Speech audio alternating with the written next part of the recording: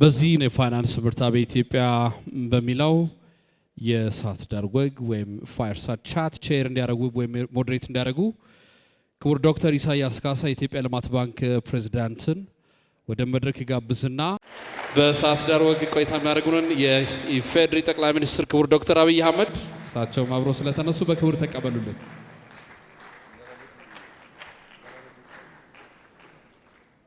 ክቡር የኢፌዴሪ ጠቅላይ ሚኒስትር ዶክተር አብይ አህመድ፣ የተከበራችሁ የዕለቱ የክብር እንግዶች፣ ክቡራትና ክቡራን፣ እንኳን የፋይናንስ ምርታ በኢትዮጵያ በሚል ወደ ተዘጋጀው በሀገራችን በስፋቱና የሴክተሩን ተቋማት በማሳተፍ ረገድ የመጀመሪያ ወደ ሆነው እንደዚሁም የሴክተሩን ተጨባጭ ምርታ ወደሚያሳየው ሁነት ብሎም ከክቡር ጠቅላይ ሚኒስትሩ ጋር ወደሚደረገው ውይይት በድጋሚ በሰላም መጣችሁ። ክቡር ጠቅላይ ሚኒስትር፣ ወደ ዋናው ጥያቄ ከመግባቴ በፊት የተቋማትን ግንባታ በተመለከተ አንድ ጥያቄ ብጠይቆ። በአጭር ጊዜ ተቋቁመው በፍጥነት ወደ ስራ እየገቡ ያሉ ተቋማት በርካታ ናቸው። አንዳንዶቹ ከ3 እና 4 ዓመታት በፊት በሀሳብና በወረቀት ደረጃ እንደነበሩ የምናውቃቸው ተቋማት ናቸው። ክቡርነቶ አዳዲስ ተቋማት ማቋቋም ለምን አስፈለገ? የተቋማት ግንባታ በአጠቃላይ የነዚህ በሴክተሩ እየተገነቡ ያሉ ተቋማት በተለይ ለምጣኔ ሀብታዊ እድገትና ለማክሮ ሪፎርም እምርታ ያላቸው እንድምታ ምንድን ነው? የተቋማት ሪፎርም ተቋማት የማደራጀት ጉዳይ መነሻው ፍላጎት ነው። አንድ መንግስት፣ አንድ ኩባንያ ወይም አንድ ግለሰብ ሊያሳካ የሚፈልገው ነገር ካለ ያንን ህልሙን መፍታት የሚችለው በተቋማት ብቻ ነው። ይህንን ሲገልጹ ትሪፕል አይ ብለው ያስቀምጣሉ። የመጀመሪያው የሁሉ ነገር ስርና መሰረት አይዲያ ነው።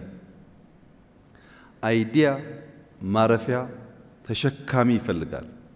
አይዲያን የሚሸከመው ደግሞ ኢንዲቪጁዋል አንብቦ አድምጦ ሰምቶ በደረጀ መንገድ ከሀስከፈ ፍሰት ያለውን ሀሳብ ሰው ይሸከማል። ያ ሰው የተሸከመውን ሀሳብ ተቋም መገንባት ካልቻለ፣ ዘመን የሚሻገር ካላደረገው ምርጥ ሀሳብም ቢሆን አይተገበርም። ለምሳሌ ስቲቭ ጆብስ በጣም አስደናቂ ሰው ነው። የቴሌኮም ሴክተርን በከፍተኛ ደረጃ የቀየረ፣ ስማርትፎን የፈጠረ፣ አፕል የፈጠረ ሰው ነው። ይህ ሰው አፕልን ፈጥሮ ብዙ ዓመት ሳይቆይ በገጠመው የበሽታ እክል ሞተ። አፕል የሚባለው ኩባንያ ባይኖር ኖሮ እሱ ራሱ የማያውቃቸው አዳዲስ ሲስተሞች ተሻሽለው ዘምነው ዲዛይኑ አድጎ አሁን የምንገለገልበት የሴልፎን ቱል አይኖርም ማለት ነው። ኢንስቲትዩሽን ማለት ሀሳቦቻችን ከኛ ባሻገር ከኛ በኋላ ለብዙሃን መድረስ እንዲችሉ የሚያስችል ጉዳይ ነው። ተቋም ውስጥ አንኳር መታየት ያለባቸው ጉዳዮች አሉ። አንደኛው ተአማኒ ነው ወይ? ኢንስቲትዩሽኑ በሕግ የተቋቋመ በሕግ የሚሰራ በሚስተናገሩበት ተዋናያን በሙሉ የሚታመን ነው ወይ? ግልጽነት አለ ወይ? ተጠያቂነትስ አለ ወይ? ለመቀጠል የሚያስችል መሰረት አለ ወይ?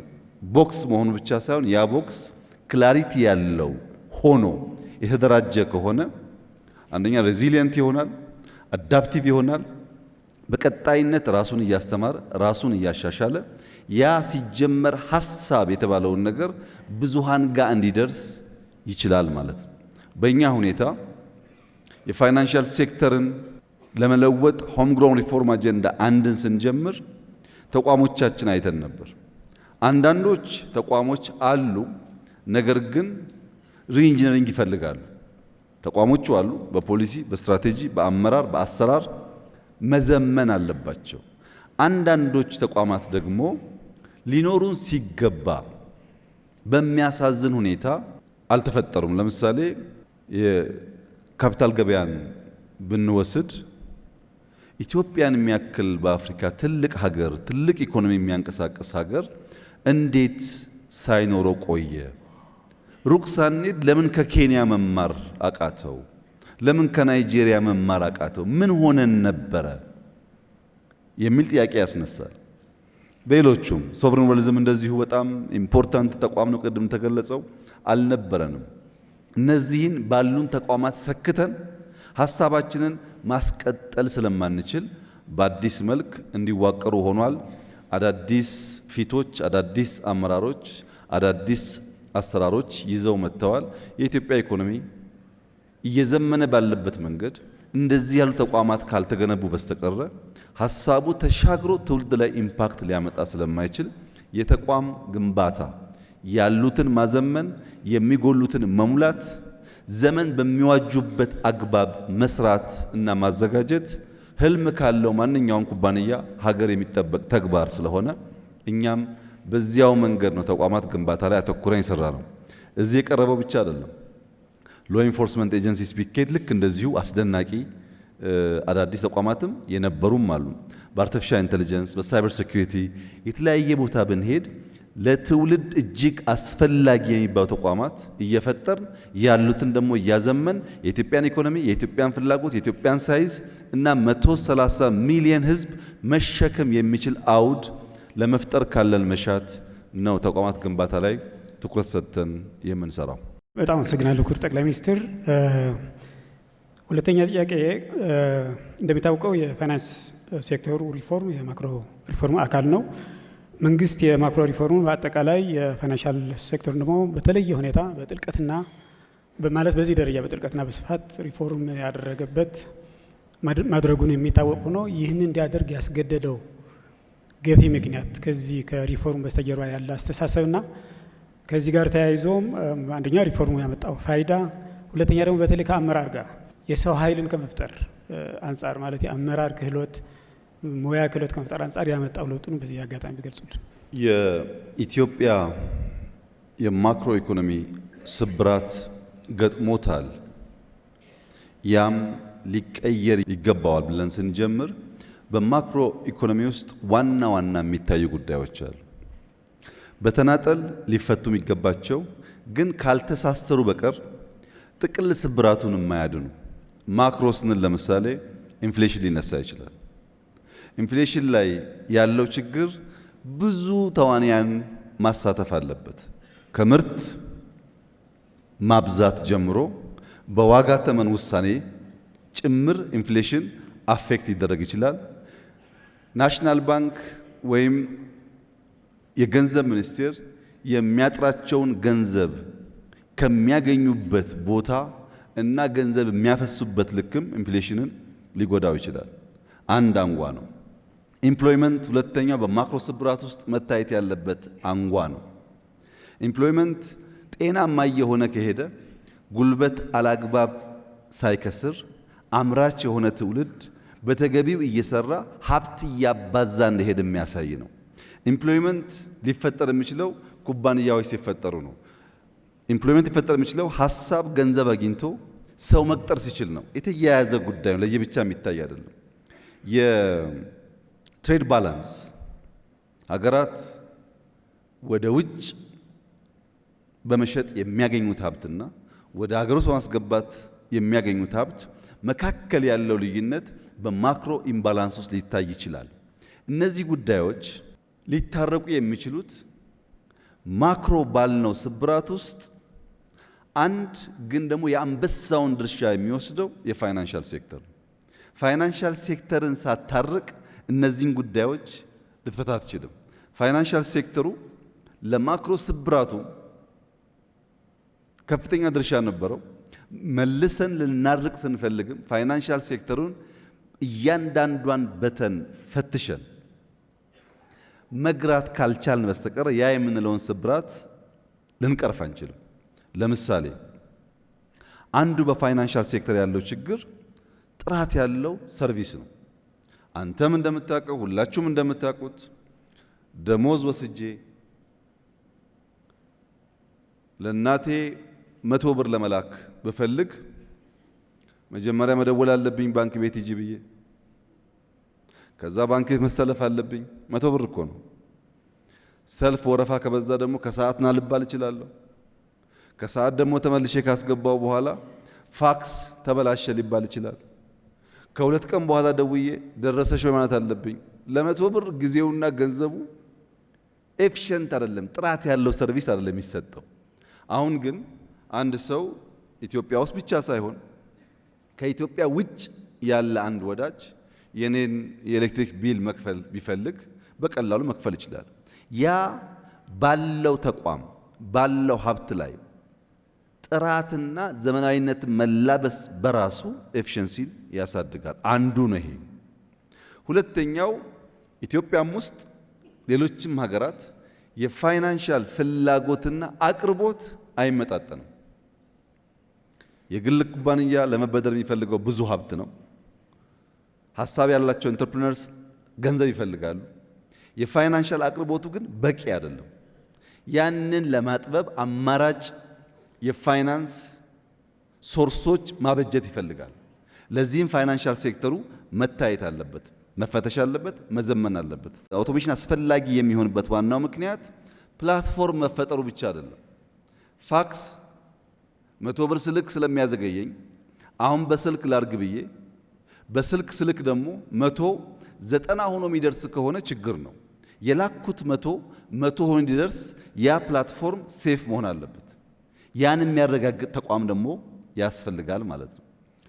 በሌላም ኤግዛምፕል ለማየት ታስታውሳላችሁ፣ የዛሬ 10-15 ዓመት የ15 ብር የ30 ብር የሞባይል ኤርታይም ካርድ ስንገዛ ሱቅ እንሄዳለን፣ ካርድ እንገዛለን። ሱቅ በእኛ አቅራቢያ ከሌለ ታክሲ እንይዛለን፣ ሁሉም ቦታ ስለሌለ ስለማይገኝ። አሁን ግን ቤት ተቀምጬ ኤርታይም ከጎደለኝ እኔም ቨርቹዋሊ ገዛለሁ።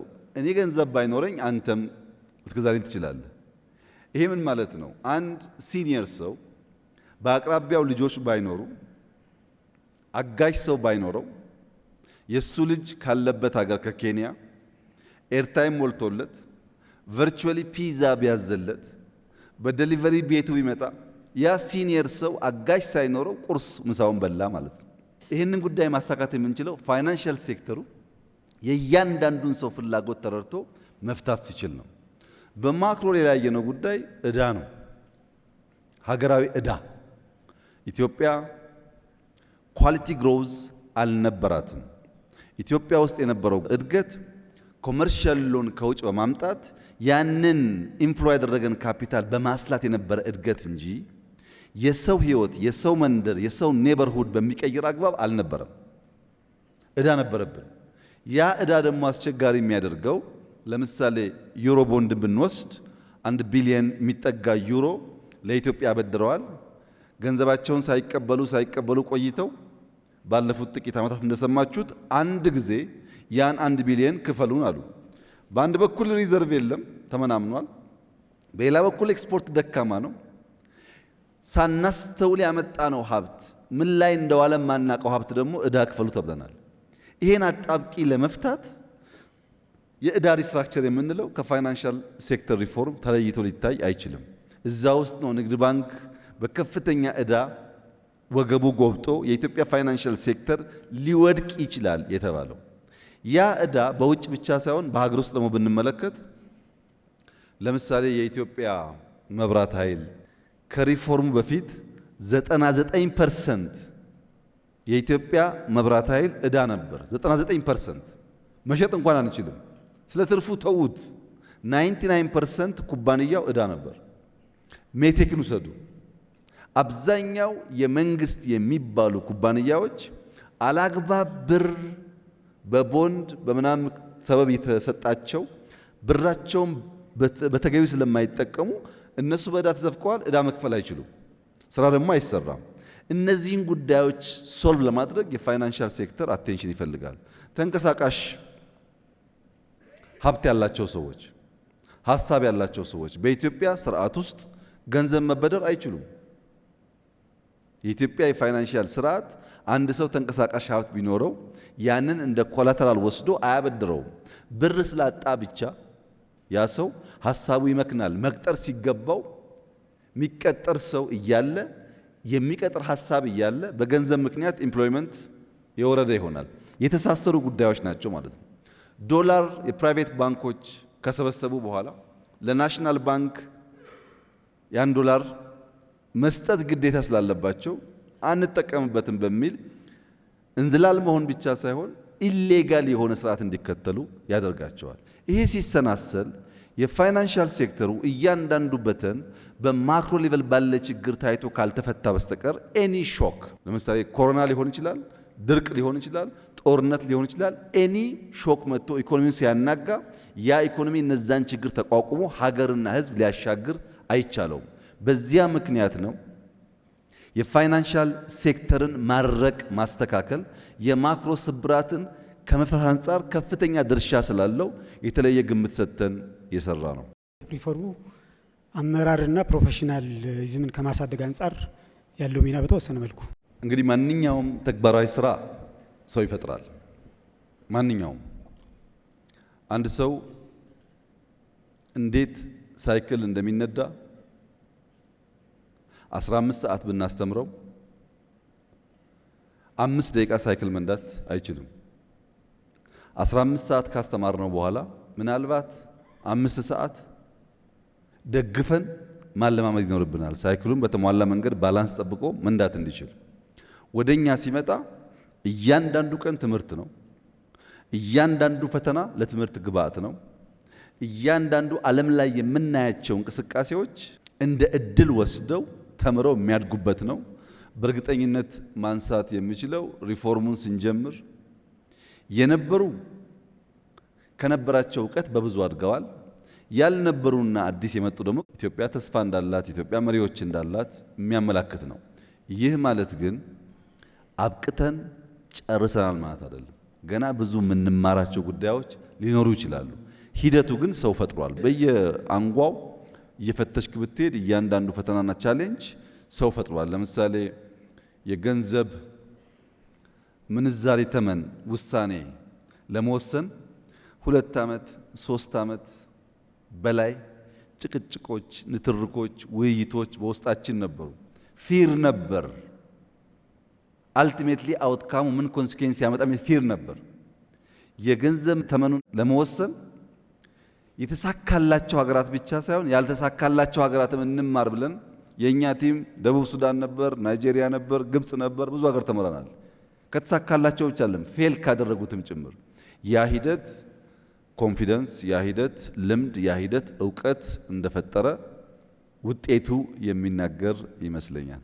ከፖሊሲዎች አንጻር የገንዘብ ፖሊሲ በገንዘብ ፖሊሲ ዙሪያ እና የፖሊሲው አስፈጻሚ በሆነው ብሔራዊ ባንክ ላይ በርካታ የሪፎርም ስራዎች ተሰርተዋል። አሁንም እየተሰሩ እንዳሉ ይታወቃል። እና ኢኮኖሚ ላይ ምን በሰው ህይወት ላይ የሚያመጣው ለውጥ ምንድን ነው? የፐብሊክ ፋይናንስ ማኔጅመንት ስትራቴጂው በግልጽ እንዳስቀመጠው ኢትዮጵያ የምትፈጥራቸው ማንኛውም ሀብት ግልጽነት፣ ተጠያቂነት እና ተገማችነት ባለው መንገድ ስራ ላይ ውሎ እያንዳንዱ ዜጋ በሚነገር ጥቅል እድገት ብቻ ሳይሆን በቅርብ ርቀት ፊል ማድረግ እንዲችል ማስቻል ነው። እያንዳንዱ ሀብት ቴክኖሎጂ የሚጠቀም እያንዳንዱ ሀብት በህገወጥ መንገድ ይፈስ የነበረውን 100% ባይሆንም ማስቀረት የሚቻልበትን መንገድ ተጨማሪ ሀብት ለማምጣት እንደ ኢዝ ኦፍ ዱይንግ ቢዝነስ ያሉትን ሪፎርሞች ሰርተን ሀብት በማበራከት እነዚያ ደግሞ በሰው ህይወት ላይ የሚጨበጥ የሚታይ ለውጥ እንዲያመጡ ማድረግ ነው። ለምሳሌ አዲስ አበባ የሚኖር ሰው ባለፉት 2-3 ዓመታት በኔ ከተማ ጨለማ የነበረው ብርሃን፣ አቧራ የነበረው ግሪን፣ ቆሻሻ የነበረው ንጹህ፣ ከመኪና ጋር እጋፋ የነበረው የራሴ መንቀሳቀሻ አውድ ተፈጥሮልኛል የሚለውን ለማወቅ ለመገንዘብ ምንም ነጋሪ አስተማሪ አያስፈልገውም። ይታያል፣ የሚታይ ነው። ይሄ አዲስ አበባ ላይ የምታየው በብዙ ከተሞች ይታያል፣ በብዙ ገጠሮች ይታያል። ሞባይል ፔኔትሬሽን በሀገር ደረጃ አድጓል ሲባል ኢንክሉዥን ብቻ ሳይሆን እዛ ያለውን ሰው ይጠቅመዋል ማለት ነው። የመንገድ ተደራሽነት ሰፋ ሲባል እዛ ያለውን ሰው ይጠቅማል ማለት ነው። የግብርና ምርት አድጓል ሲባል ያ አርሶ አደር ሞባይል አለው፣ ገበያ ያውቃል፣ ሽጦ ይጠቀማል ማለት ነው።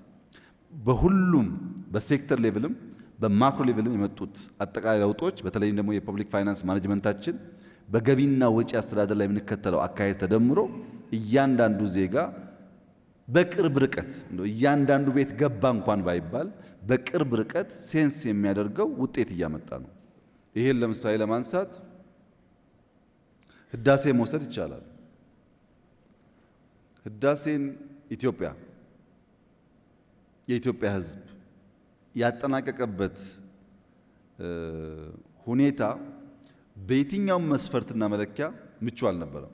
ኮሮና አለ፣ ውጊያ አለ፣ ዓለም አቀፍ ጫና አለ፣ በሀገር ውስጥ የማክሮ ኢምባላንስ አለ።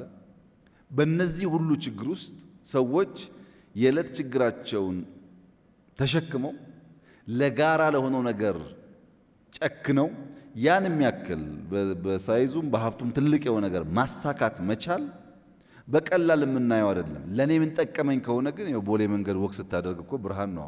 ፀሐይ አይደል ያገሩ ጥቅሙ እሱ ነው ማለት ነው።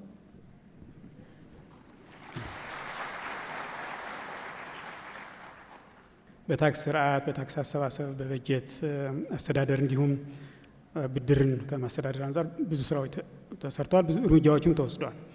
ከዚህ ጋር በተያያዘ መንግስት በተመሳሳይ በጀቱን ከበጀት አስተዳደር ጋር በተያያዘ አስተዳደር በጀቱን በመቀነስ የልማት በጀቱን የካፒታል በጀት በማሳደግ ፖሊሲ እየተከተለ መሆኑ ይታወቃል። ይሄ በእነዚህ ተቋማት በሁለቱም ተቋማት ላይ እና በአሰራር ስርዓቱ ላይ የተደረጉ ሪፎርሞች ከመልካም አስተዳደር ከስራ ቅልጥፍና አንጻር በፊስካል ፖሊሲ ማዕቀፉ ዙሪያ የተደረጉ ለውጦች ምን ያክል ነው ወደ መሬት የወረደ ፋይዳ ያመጡት የሚለው ነገር ተወሰነ።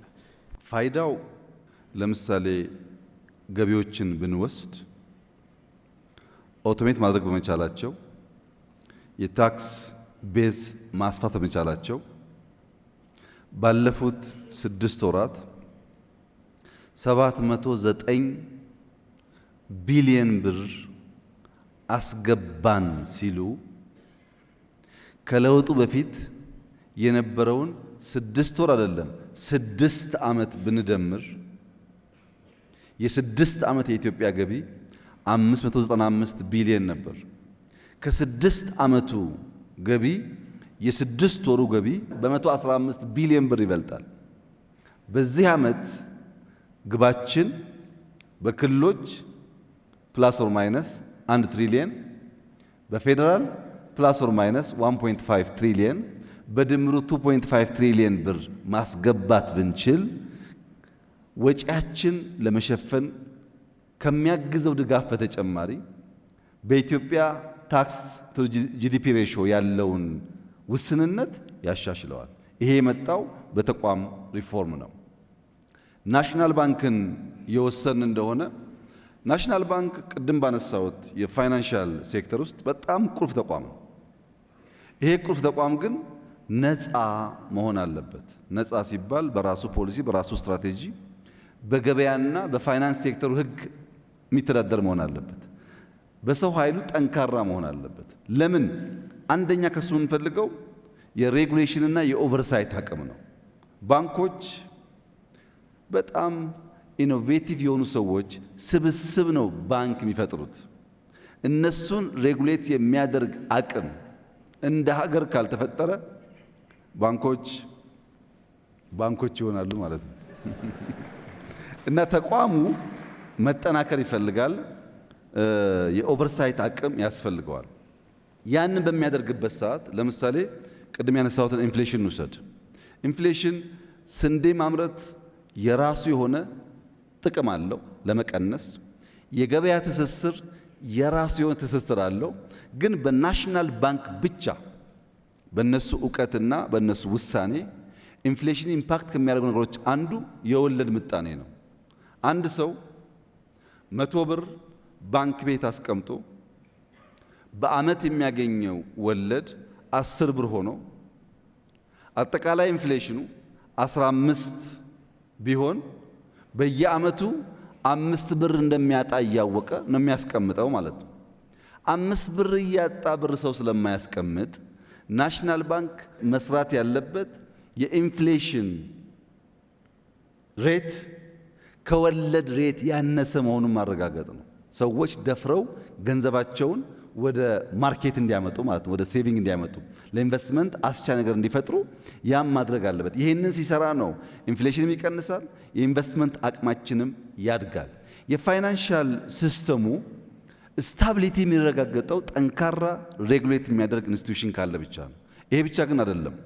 የኢትዮጵያ አጠቃላይ ኢኮኖሚ ግሮዝ በመወሰንና በማሳለጥ ረገድ ናሽናል ባንክ ሞኔታሪ ቱልስ እየተጠቀመ በጣም በርካታ የሚሰራቸው ስራዎች አሉ። የሚጠቀመው ቱልስ ሞኔታሪ ቱልስ ናቸው፣ ግን የነሱ ድማሮ ኢኮኖሚ ግሮዝን ያሳልጣል፣ ጤነኛ ኢኮሲስተም ይፈጥራል። እንደዚህ አይነት ተቋሞች ልክ እንደ ገቢው ይሄን ያክል አስገቡና አስወጡ በሚል የምናያቸው ሳይሆኑ ኢንፍሌሽን ሲቀንስ፣ የወለድ ምጣኔ ከኢንፍሌሽን ከፍ ያለ ሲሆን፣ የፋይናንሻል ኢኮሲስተሙ ጤነኛ ሲሆን፣ ባንኮች የመቆጣጠርና የመግራት አዳዲስ ነገሮችን ኢምብሬስ ማድረግ የሚችል ተቋም መሆኑን ስታረጋግጥ ኢንስቲትዩሽናል ሪፎርሙ ውጤት እያመጣ እንደሆነ ማረጋገጫ ይሆናል ማለት ነው። ብዙዎች የልማት ድርጅቶች ከነበሩበት የፊስካል ሸክም የመሆን ሁኔታ ወጥተው የኢንቨስትመንት ኢንተርፕራይዞች ወይም ክንዶች እንዲሆኑ ማስቻሉ እርስዎ ምን ይላሉ ክቡር ጠቅላይ ሚኒስትር በዚህ ጉዳይ ላይ? ማለት ኤአይች የተቋቋመበት ዓላማ እያሳካ ነው በእርስዎ እይታ ማለት ነው? የኢትዮጵያ ኢንቨስትመንት ሆልዲንግ ሎጎ አይታችሁ ከሆነ ዋሊያ ነው። ለምንድን ነው ኤአይች ዋሊያን መርጦ ሎጎ ያደረገው? የኤአይች ትልቁ ምስጢር ያለው እሱ ጋር ነው። ዋሊያ የተለየ ባህሪ ያላት እንስሳ ናት። ሁላችሁም እንደምታውቁት ይሄ 90 ዲግሪ ነው። ዋሊያ 89 ዲግሪ ላይ ቅጠል ካየች ሪስክ ትወስዳለች። 89 ዲግሪ ላይ እዚህ ላይ ሰው አይቆምም እንደምታውቁት፣ ሌላውም እንስሳት ይጠነቀቃል። ዋሊያ ግን በጣም መቆም በማይቻልበት አስፈሪ ቦታ ላይ ዘላ ያያየችውን ነገር ቀንጥሳ ትወስዳለች። ኤአይች እንደሱ ነው፣ ቀንጣሽ ማለት ነው። ኤአይችን ለማቋቋም የፈለግንበት ዋናው ምክንያት ትልቅ ሀብት፣ ትልቅ መሬት፣ ትልቅ የሰው ኃይል የያዙ የመንግስት ኩባንያዎች ባለቤት እንደሌለው ትጉ ባልሆኑ ሰዎች፣ ራዕይ በሌላቸው ሰዎች፣ አብዛኛው አክሳሪ፣ ግብር የማይከፍል፣ ወጪና ገቢው የማይታወቅ በጣም አሳዛኝ የሀብት ብክነት ነበር። በአንድ በኩል ችግር አለ፣ በሌላ በኩል ደግሞ ብክነት አለ። ያንን ነገር በኮርፖሬት ባህል፣ በቢዝነስ ባህል የሚመራ ተቋም ፈጥረን እያንዳንዱን የመንግስት ኩባንያዎች ትርፋማ ማድረግ እንቻል ነው። እሱ ብቻ ግን አይደለም፣ ዳይቨርሲፋይ የምናደርግ ነው። ለምሳሌ በክሪፕቶ ማይኒንግ ትላልቅ ኩባንያዎች ጋር ስራ ጀምሯል። በጥቂት ዓመታት ከፍተኛ ትርፋማ እንደሚሆን ይጠበቃል። ኢትዮጵያ ላለፉት ምናምን ዓመታት ወርቅ ቆፍራ አፈር ነው የምትሸጠው። ለመጀመሪያ ጊዜ የወርቅ ሪፋይነሪ ኤአይች ለኢትዮጵያ እየገነባ ነው። በጥቂት ወራት ውስጥ እንደሚጨርስ ተስፋ ይደረጋል። ይሄ በጣም ብዙ ሀብት ያስቀራል፣ ያመጣል። ይሄ ብቻ አይደለም። እስከ ዛሬ ድረስ ኢትዮጵያ ገንዘቧን፣ የገንዘብ ኖቷን ፕሪንት የምታደርገው የተለያየ ሀገር በመሄድ ነው። ይሄ አደገኛ ነገር ነው። እነዚህ ሀገራት ለኛም ለሌላውም የመስጠት የሞራል እንጂ ምንም የምንቆጣጠርበት መንገድ የለም። ያንን ስትራቴጂክ ካፓሲቲ ኤአይች እየፈጠረ ነው። እንደዚህ ያሉ ብዙም የማይነገሩ ቁልፍ ስትራቴጂክ አቅሞች ይገነባል። ከዚህ በተጨማሪ ኢንፍራስትራክቸር ኢንቨስትመንት ላይ የኤርፖርቱን ጨምሮ ለትውልድ የሚሻገሩ ተቋማት እና ኢንቨስትመንቶች ያካሂዳል። የመጨረሻው መቋጫ ኤአይች ማለት ዛሬ የሚሰራ ዛሬ የሚያተርፍ ለልጆቻችን የምናስቀምጠው ወረት ማለት ነው። ኢትዮጵያ እንደ ኖርዌይ እንደ ዩኤኢ እንደ ኩዌት ትልቅ ሶቨሪን ዌልዝ ገንብታ ልጆቻችን እንደዚያና እንደዚህ ያለ ችግር ቢመጣ ለዚህ ያክል ዘመን ሊያበላቸው የሚችል ሀብት አላት ብሎ መናገር የሚያስችል አቅም ለመፍጠር ነው። በ2030 በፈረንጅ ማለት ነው የኢአይኤች የጂዲፒ ሬሽዮ 20% መግባት አለበት። ከአጠቃላይ ጂዲፒያችን 20% ኢአይኤች ሀብቱን ኢንቨስትመንቱን ዳይቨርሲፋይ አድርጎ ገባ ማለት ኢትዮጵያ ካላት አንጡራ ሀብት የተወሰነ ያህሉን ለልጆቿ ለማቆየት የሚያስችል ቁመና እየገነባች ነው ማለት ነው። ይሄ ለልጆቻችን የምንገነባው ተቋም ስለሆነ በአደራ ጭምር የሚሰራ ስራ ነው። አደራ ማለት ምንድነው? ኢትዮጵያም ሀብቷም ከአባቶቻችን የወረስነው አይደለም፣ ከልጆቻችን የተዋስነው ነው። ለልጆቻችን አብልጠን አልቀን ማቆየት አለብን። ልጆቻችን ያው ሰሞኑን እንዳያችሁት ነው ሰርተው መመገባቸው የሚያሰጋ ጉዳይ ነው። ምግብ ካላዘጋጀን በስተቀር አደጋ ውስጥ እንገባለን ለማለት ነው። ቀጥሎ ያለው ጥያቄ ከካፒታል ገበያ ጋር በተያያዘ ነው። እንደሚያውቁት የካፒታል ገበያ በተለያዩ የሀገራችን መሪዎች ሲጀመርና ሲተው የነበረ ነገር ነው።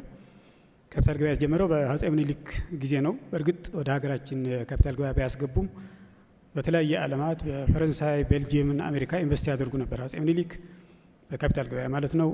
ከዛ በንጉሱ ጊዜ ወደ መጨረሻ አካባቢ የካፒታል ስርዓት በአዲስ አበባ በተወሰነ መልኩ ይማረው ነበረ። ደርግ ስርዓት እነዚህ አይነት ነገሮች ያው ዘግተዋል። በኢህአዴግ በተወሰነ ደረጃ የፕራይመሪ ማርኬቱ በተለይ አክሲዮን ኩባንያዎችን እንዲፈጠሩ በማድረግ ረገድ ሚና ተጫውተዋል። ሆኖም ከዚህ ካፒታል ገበያ በተሟላ ሁኔታ በተማከለና ስርዓት ባለው መንገድ እንዲመሰረት አላደረገም ብቻ ሳይሆን ለውሳኔ ለካቢኔ ካፒታል ገበያ እንዲጀመር የቀረበ ውሳኔ በዚህ ወቅት ካፒታል ገበያን ሪጀክት ማለት ሬጉሌት ማድረግ አንችልም በማለት ያው ሪጀክት አድርጎ ነበርና ያው የተለያዩ ነገሮች ጽሁፎችንም እንደዚሁ ስንሰማም የሀገራችን ምሁራን እና የተለያዩ የምጣኔ ሀብት ተንታኞች ስቶክ ማርኬት በኢትዮጵያ ሊሳካ አይችልም የሚል አቋም ይዘው ሲንከባለል የቆየ ጉዳይ ነው። ነገር ግን መንግስት በድፍረት ካፒታል ገበያን እንዲጀምር አድርገዋልና ለምንድን ነው መንግስት ይህን ያክል የደፈረው? ውጤቱስ ምን ይመስላል? አሁን ትክክል ነበረ ወይ ውሳኔ የሚለው ነገር ተወሰነ መልኩ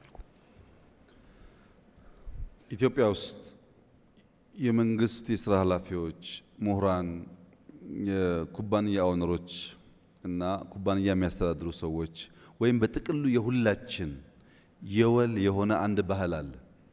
አዲስ ነገር ሲመጣ እንወቀውም አንወቀው ማራከስ፣ መሸሽ፣ አለመጋፈጥ ማንኛውም ጉዳይ ሲመጣ ነው። ሪፎርም በሚመለከት አንዳንድ ኢኮኖሚ እናውቃለን የሚሉ ሰዎች ሲናገሩ ሰማ በጣም ይገርመኝ ነበር። በወቅቱ አጠቃላይ ኢትዮጵያ ተሳስራ ተቆላልፋ እያዩ በየት በኩል ፈተን ያን ኢኮኖሚ እንዘርጋው ሳይሆን ያ ጉዳይ አያስፈልግም የሚሉበት መንገድ ያሳሳቢ ነበር። ለምሳሌ ኤአይ እንውሰድ። ሁላችንም እንደምናውቀው የዛሬ 100 ዓመት ገደማ ሰዎች በጋማ ከብት ወይም በጋሪ ወይም በሰዓት 10 እና 15 ኪሎ ሜትር የሚጓዝ መኪና ይገለገሉ ነበረ። ዛሬ በሰዓት 200 መኪና ሹፌር የማያስፈልገው በጣም ፈጣን በጣም ምቹ መኪናዎች አሉ። እድገት አለ ማለት ነው። አውሮፕላን ብንወስድ ልክ እንደዚሁ የሚታይ እድገት አለ። አንድ ቤት ለመገንባት የሚወስድብንን ጊዜ ብንወስድ ትናንትና ዛሬ የሚታይ እድገት አለ። ዛሬ በወር በሁለት ወር ትላልቅ ህንፃ ይገነባል። ይሄን እያየ አቃለው የሚል ሰው ልጆቻችን ነገ ሊወዳደሩ የሚችሉበትን አውድ አሁን ቀድመን ካልፈጠርን ብሎ ማሰብ ሲገባው ኤአይ ለኢትዮጵያ ቅንጦት ነው ይላል። አሁን ላለችው ኢትዮጵያማ ቅንጦት ነው፣ ጥያቄ የለውም። ለልጆቻችን ግን የመመገቢያ የመኖሪያ ሰርቫይቭ የማድረጊያ አውድ ነው። አሁን ካልሰራ ነው በቀር ልጆቻችንን በትናንትና ስርዓት እያዘጋጀን ነገን እንዲዋጁ ማድረግ አንችልም። ካፒታል ማርኬት ጋር ስንመጣ ካፒታል ማርኬት ማለት አማራጭ የፋይናንስ ሶርስ ማበጀት ማለት ነው።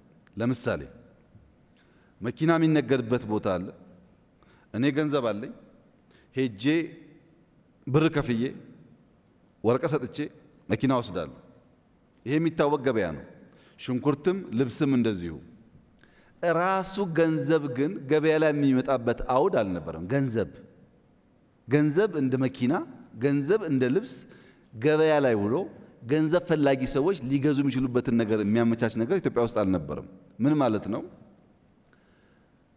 አንድ ሐሳብ ኖሮኝ እኔ 100 ብር ለዚያ ሐሳብ መነሻ ኢንቨስትመንት የሚሆን ቢሆን እኔ ያለኝ 5 ብር ነው። አንድ አጎቴ ጋር ሄዳለሁ፣ ሐሳቡን አጋራዋለሁ። የሚያስፈልገኝ 100 ነው፣ ያለኝ 5 ነው ስለው ልጄ እኔ ያለኝ የሚጨምርልህ 3 ብቻ ነው፣ 3 ብር ነው ያለኝ ይላል። አክስቴ ጋር ጓደኛዬ ጋር ስዞር ከቆየው በኋላ 21 ብር አግኝቻለሁ። ሰዎች አግዘውኝ ሐሳብ አለኝ፣ 21 ብር አለኝ። 79 ግን የለም። በዚህ ምክንያት የኔም ሐሳብ የደጋፊዎቼም ፍላጎት ይመክናል ማለት ነው። ካፒታል ገበያ ምንድን ነው የሚያደርገው? አንድ ኢንትረስቲንግ ባህሪው ክራውድ ፈንዲንግ ነው። ክራውድ ፈንዲንግ ማለት አንድ ሐሳብ ይዤ ገንዘብ ለመግዛት ስወጣ 10 ብር ያለውም 20 ብር ያለውም 50 ብር ያለውም እዛ አውድ ላይ ገንዘብ ስለሚያስቀምጥ አጎቴና አክስቴን ሳላስቸግር ባጠረ ጊዜ ለኔ ሐሳብ መነሻ ኢንቨስትመንት የሚሆነው 100 ብር አገኛለሁ ማለት ነው። እነዚያ አበዳሪዎች ለማን እንደሚሰጡ ባለማወቅ ስጋት ውስጥ እንዳይገቡ፣ ተበዳሪውን ገንዘብ ከየት አገኛለሁ ብሎ እንዳይሰጋ በእነዚህ መካከል መተማመን የሚፈጥር ተቋም ማለት ነው። ይህንን ተቋም ኢትዮጵያ እስካሁን ለመፍጠር አለመድፈሯ ያሳፍራል። ምክንያቱም ብዙ ሀገራት አላቸው። ኢትዮጵያ እነማን እንደምትከተል አላቅም። ምዕራቡ አለው፣ ምስራቁ አለው። አፍሪካ ውስጥ ሻል ያሉ ኢኮኖሚ ያላቸው ሀገራት አሉ። ምናልባት የቆሙ ሀገራት እንቅስቃሴ የለባቸው መንግስት ይሁኑ መንግስት አይሁኑ የማይታወቅባቸው ሀገራት እንደዚህ አይነት ነገር ላይሞክሩ ይችላሉ። የየትኛው ክለብ አባል ነው እየሆን ያለ ነው ጉዳዩ። አሁን ለምሳሌ የወደፊቱ ሳይሆን የትናንትናው የኤክስ ከነማ ስሙን ከጠራው እንዳላስቀይም ብዬ ነው። የኤክስ ከነማ ክለብና አርሴናል ቢጫወቱ የማን ደጋፊ ነው የምትሆነው?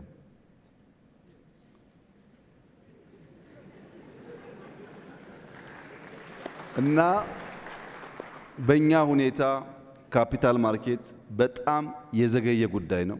ሊኩዊዲቲን የሚያሳድግ ነው። በተለይ ሀሳብ ያላቸው ሰዎች፣ መፍጠር የሚሹ ሰዎች፣ መስራት የሚሹ ሰዎች በገንዘብ እጥረት ምክንያት ሀሳባቸው እንዳይመክን፣ ፈጠራቸው እንዳይመክን የሚያደርግ ነው። ሲፈጥሩ ደግሞ ሰው ይቀጥራሉ። ያ መልሶ የማክሮ ስብራት ይጠግናል። አሁን ከተፈጠረ ጥቂት ዓመታት ነው። በጣም ጥሩ መሰረት ላይ ነው ያለው። እንዳየኸው ወጣት አመራሮች ፈጥሯል። ያ ተቋም የፈጠራቸው አመራሮች ከነሱም አልፈው ይገርማል፣ አሁን ልማት ባንክ ሁሉ ማስተዳደር ጀምረዋል።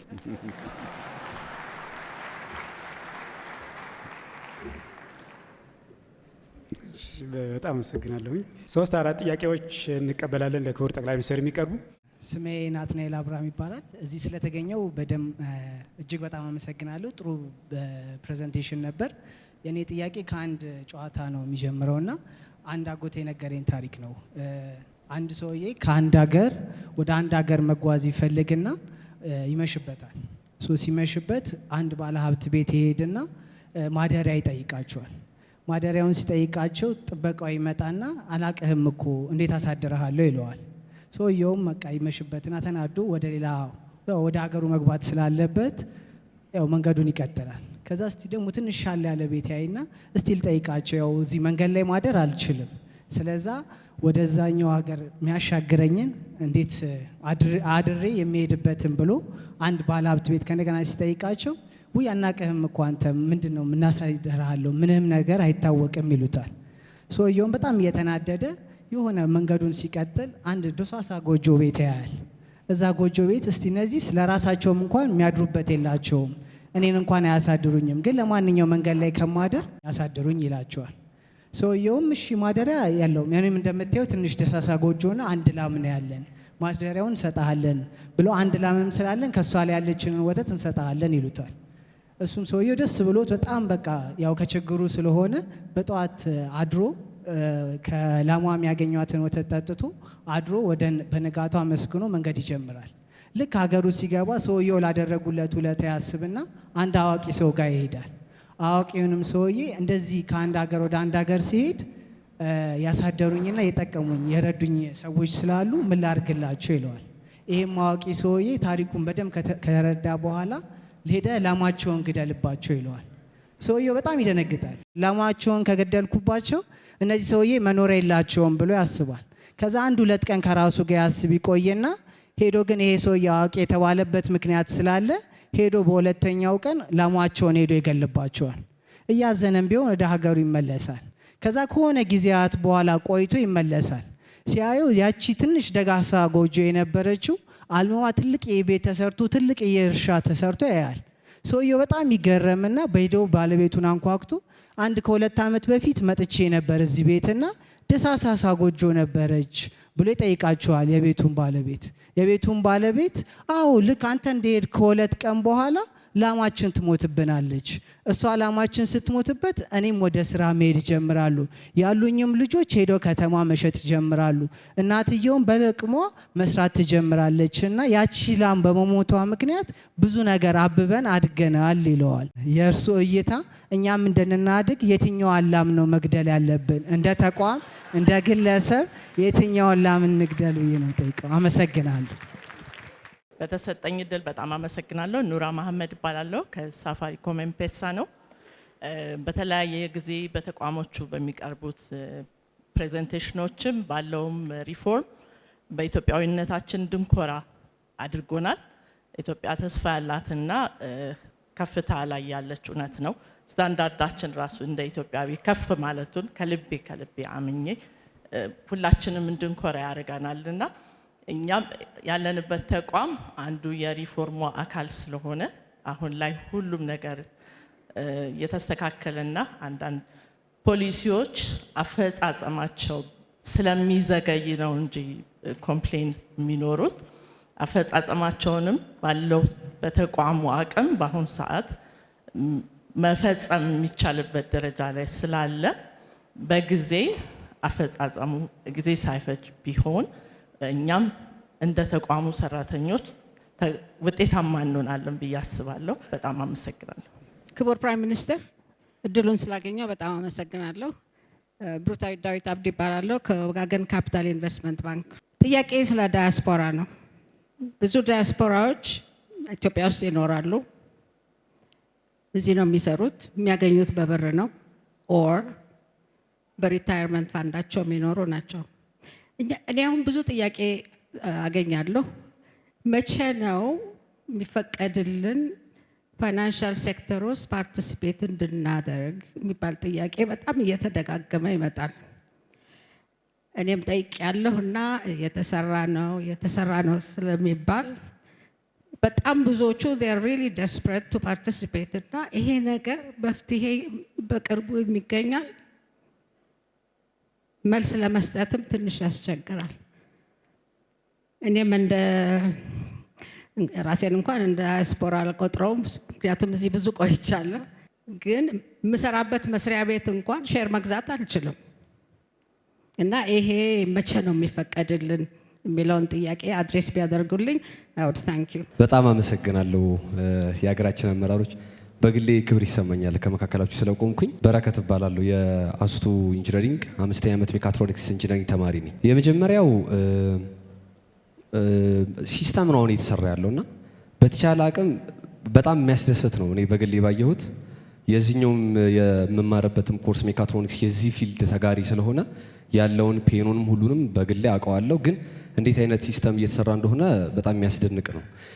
አንድ ጥያቄ ግን የፈጠረብኝ ምንድነው ኢትዮጵያዊ ስራ መሰረቶች ደግሞ ነበሩ ከስር እንደ ማህበረሰብ የነበርንባቸው እቁብ ነበረ፣ ብድር ነበረ፣ እንደዚህ የመሳሰሉትና ምናልባት ቅድም እርሶም ሲሉ እንደነበሩት አዲስ ነገር ለመቀበል የሚከብደን ከራሳችን መሰረት ስላልተነሳ ሊሆን ስለሚችል እሱንስ ለማስገባት ምን እየተካሄደ ነው?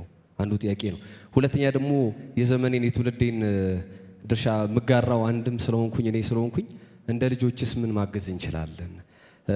ብዙ ጊዜ ዲጂታላይዝ ወርልድ ወደ ሳይበር የመሳሰሉት ሃኪንግ ምናምን የመሳሰሉት ላይ የመጋለጥ እድላቸው ከፍተኛ እየሆነ ይመጣል። ወደፊት ስራችን በጣም ከፍተኛ ነው የሚሆነውና እሱ ላይስ ምን ማገዝ እንችላለን ለማለት ነው። አመሰግናለሁ። ክቡር ጠቅላይ ሚኒስትር በጣም አመሰግናለሁ።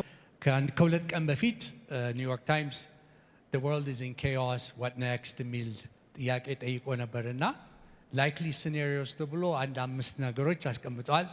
አንደኛው the global south እንደ ግሩፕ ሆነው አሁን ያለውን ኬኦስ ለመቋቋም ይበረታታሉ ነው። ኦፍ ኮርስ ኢትዮጵያ እንዳሉት ከምዕራባውያንም ከኢስቱም ከሁሉም ጋር ወዳጅነት አላት። ግን ቴክ ሳይድስ የሚል አቋም እየተወሰደ ነው፣ በተለይ ከዋሽንግተን የሚመጣው እና ከማጋ ትሬድ እንደምናደርግ ከማጋ ኢንቨስት እንደምናደርግ እየተነገረን ነው እና መሀል እንድንቀመጥ የሚፈቅዱልን አልመሰለኝም። እና እንዴት ያውታል?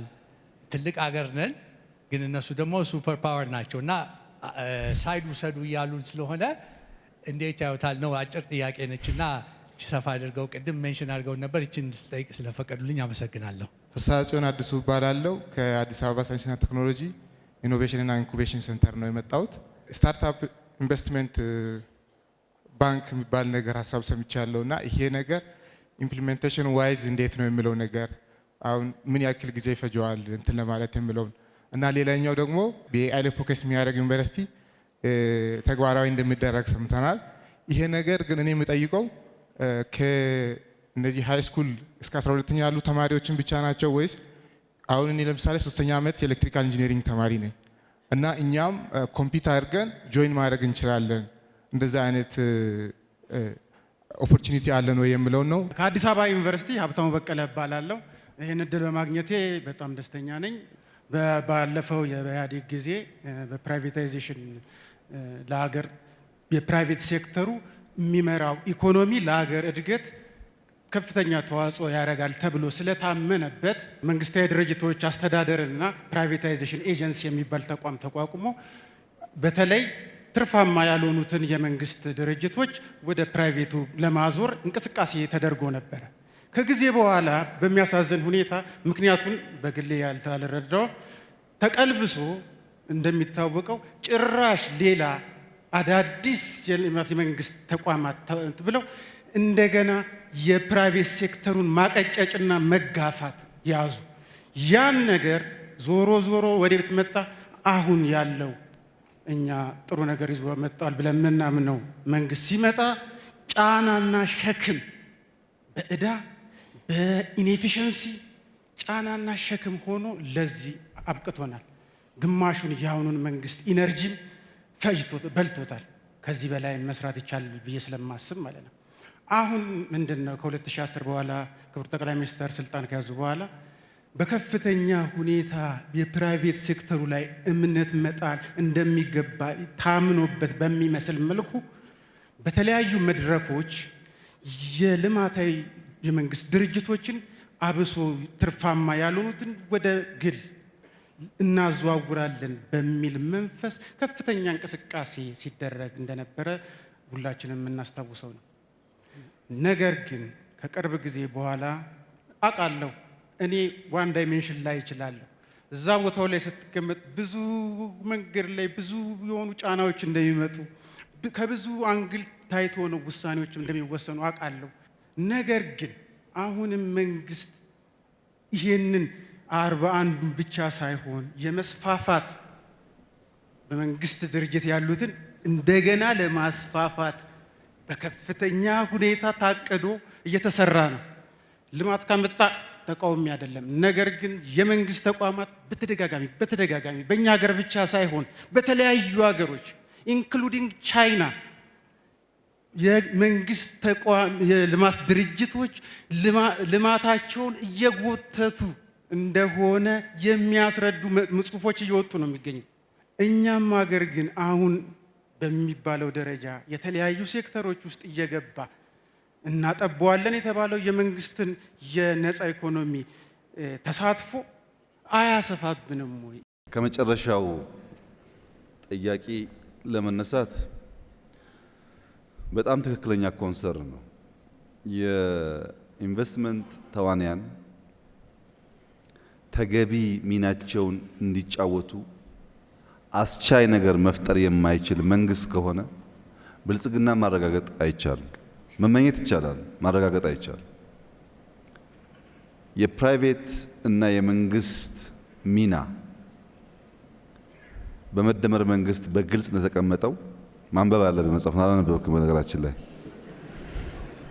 እንደተቀመጠው እነዚህ ተዋንያን ሚናቸው የተለካ ሚናቸውን የሚያውቁ በሚናቸው ልክ የሚጫወቱ መሆን አለባቸው። ፕራይቬት ሴክተር የሚያቀጭጭ እንቅስቃሴ ከተከተል ፈጠራን እንገላለን ማለት ነው። ፈጠራ ከሞተ አዳዲስ ስራ አይፈጠርም። አዳዲስ ስራ የማይፈጠር ከሆነ አዳዲስ ሰው አይቀጠርም። አዳዲስ ሰው የማይቀጠር ከሆነ ኢኮኖሚ አያድግም። ሂሳቡ ግልጽ ነው። ወደ ኋላ ስንመለስ ይሄ የፖለቲካ መድረክ ስላልሆነ የኛ ፕራይቬታይዜሽን ሲሰራበት የነበረውን መንገድ በግሌ በጣም እማዝንበት የሚያመኝ ግን ለዚህ መድረክ የማይመች ጉዳይ አለ። ለምሳሌ በፕራይቬታይዜሽን ስም ጥቂት ግለሰቦች በመቶ ሺህ ሄክታር የሚገመት የኢትዮጵያን መሬት እንዲወስዱ ተደርጓል። ምንድነው አውዱ? ምንድነው የተሸጠበት መንገድ ብለህ ስታይ ልውረስ ካልክ የደርግ መንግስት ልትሆን ነው። ልተው ካልክ የሚያም ነገር ነው።